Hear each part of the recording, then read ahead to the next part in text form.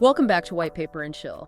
In this episode, we're breaking down a truly fascinating new approach to connecting different blockchains, a solution called Supernova. That's right. It's quite an interesting concept. Yeah, this white paper we're diving into today explores how we can move assets and, information across separate blockchain networks, but without introducing those critical security risks that have, frankly, plagued a lot of the current methods. The bridge hacks are a major problem. Exactly. So here's what we'll try to uncover today. First, we'll really pinpoint the major problems with how blockchains communicate right now, especially, like you said, when it comes to security. Yeah, the vulnerabilities. Then we'll explore how Supernova proposes this radically different, bridgeless way to connect these chains. The core idea. And finally, we'll discuss what this could actually mean for the future of crypto. For everyone from everyday users like you to the developers building the next big thing. Sounds like a plan? Let's get into it. So yeah, to really get Supernova, we first need to understand the landscape it's trying to improve. Blockchains, at their core, they're all about decentralized trust, right? Yep. Secure, transparent transactions. Right. And we've seen just incredible growth, especially in areas like decentralized finance or DeFi. Oh yeah, DeFi is huge. It is.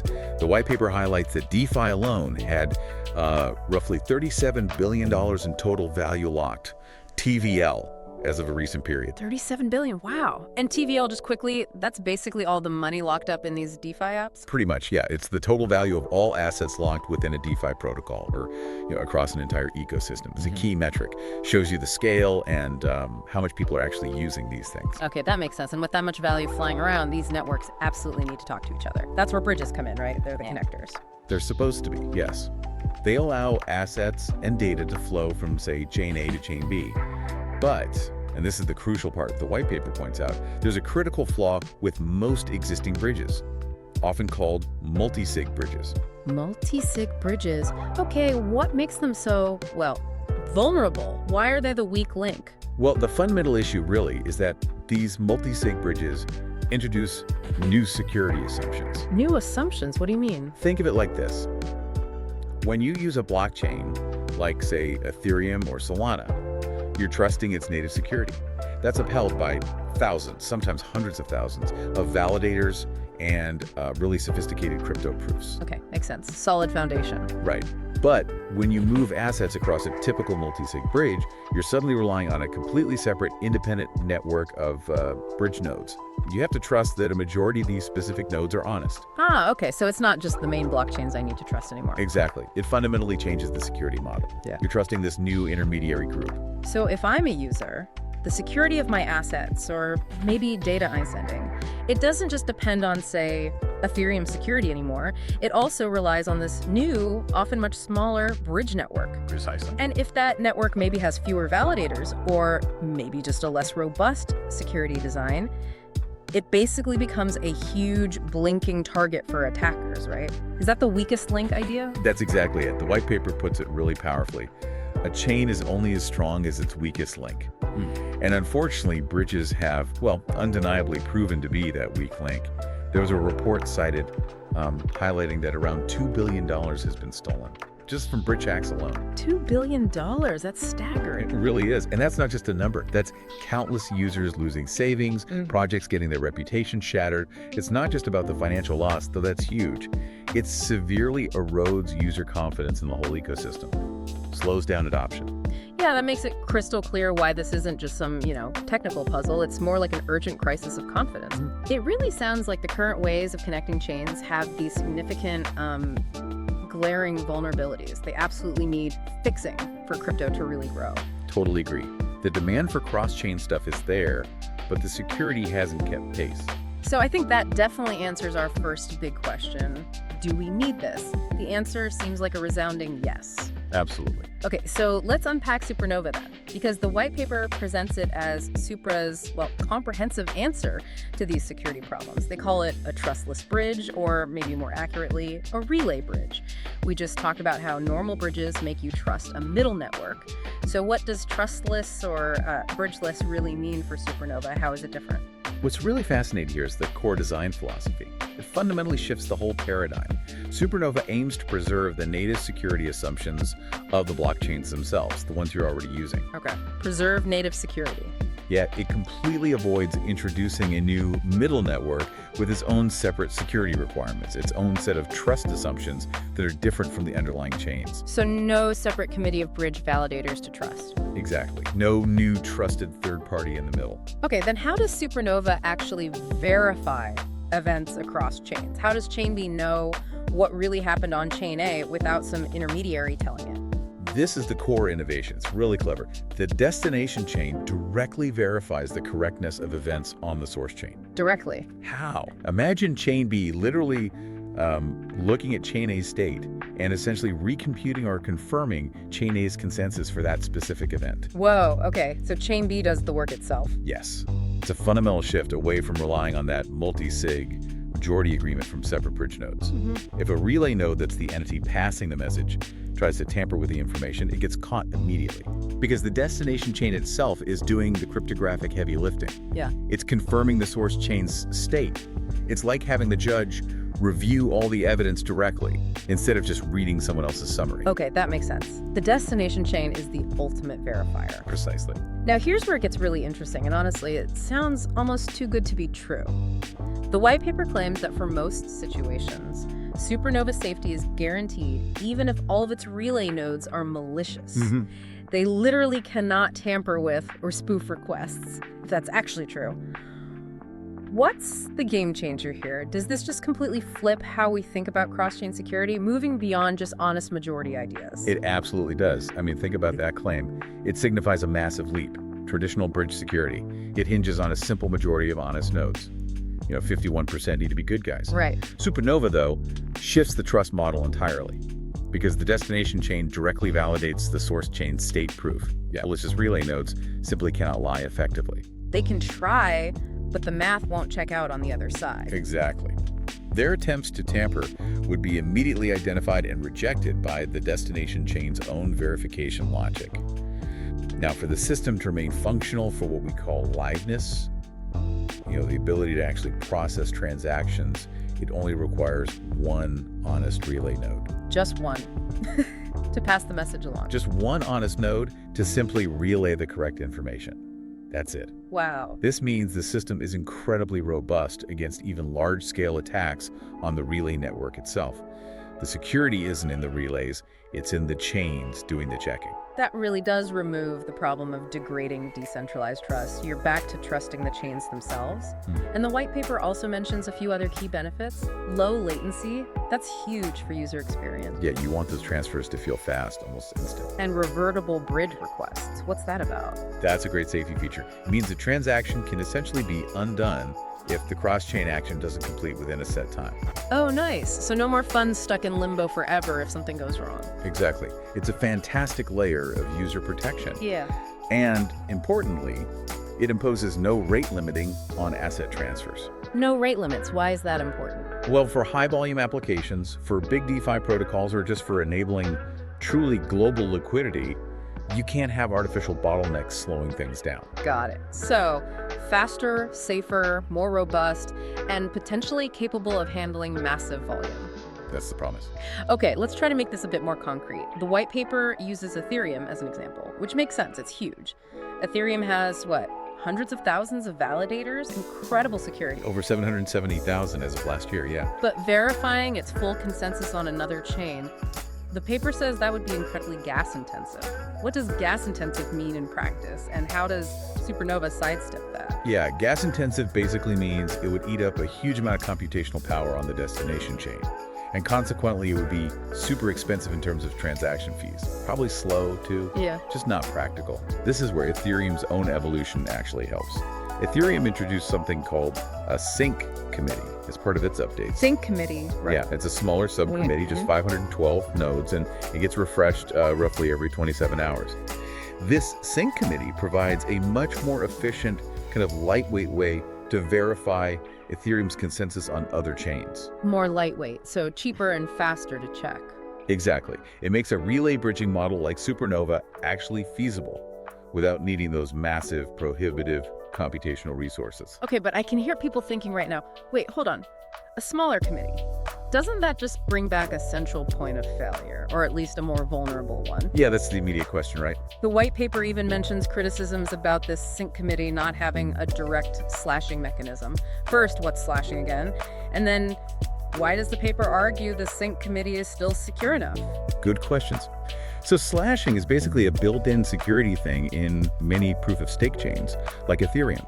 Think of it as a big financial penalty for bad behavior. Yeah. If a validator tries to cheat the system or even just goes offline for too long, a chunk of their staked crypto gets slashed, taken away.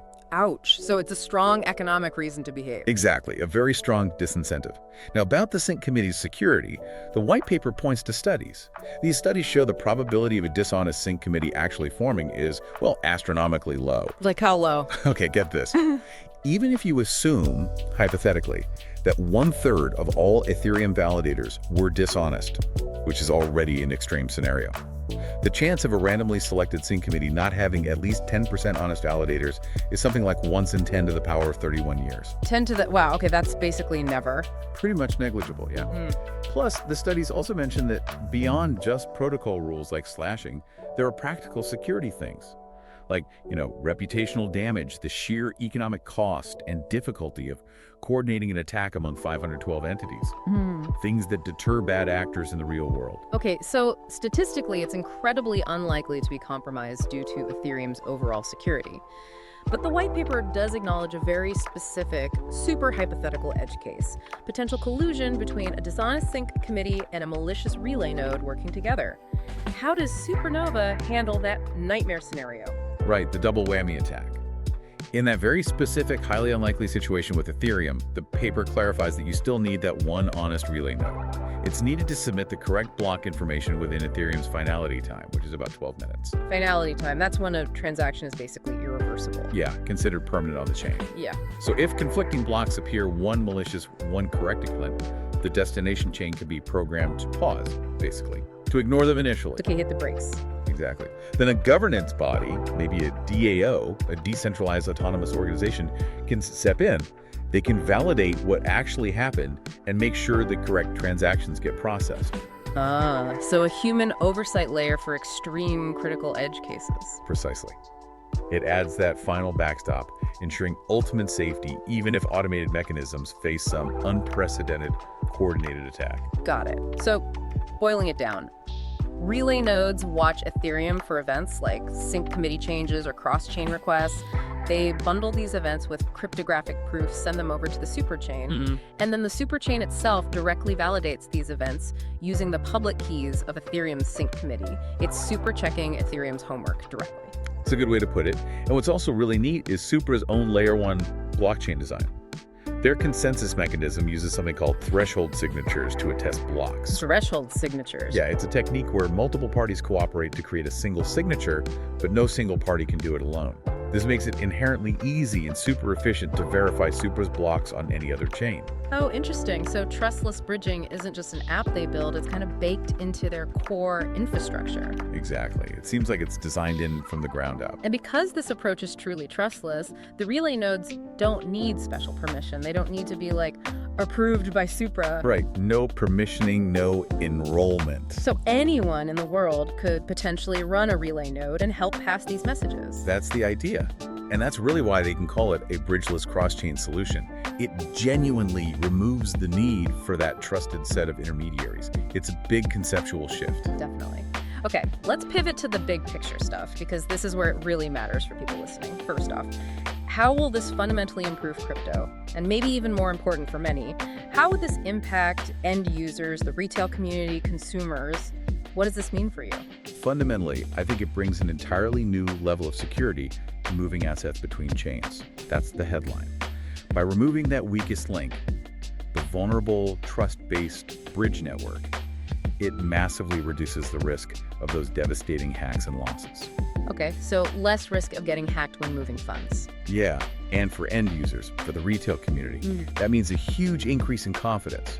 Imagine, being able to use DeFi services across different chains without that constant nagging fear of losing your money because the bridge got exploited. Yeah, that bridge anxiety is real. totally. So this fosters greater trust, it removes a major barrier for people who might be hesitant, and it could really accelerate mass adoption, making that multi-chain experience feel seamless, reliable, and just fundamentally safer. You're not holding your breath every time you hit send. That increased confidence alone sounds massive, but let's zoom out a bit more. What about the builders, the developers creating dApps? How would it impact builders? And then how would it impact crypto and blockchain overall? What new doors does this open? Oh, for builders, this is truly immense. Game-changing, potentially. They gain this unprecedented confidence to develop high-volume, complex cross-chain apps without constantly worrying about the bridge being the Achilles heel. So they can be more ambitious with their cross-chain ideas. Exactly. It means they can design applications that truly operate across the entire blockchain landscape.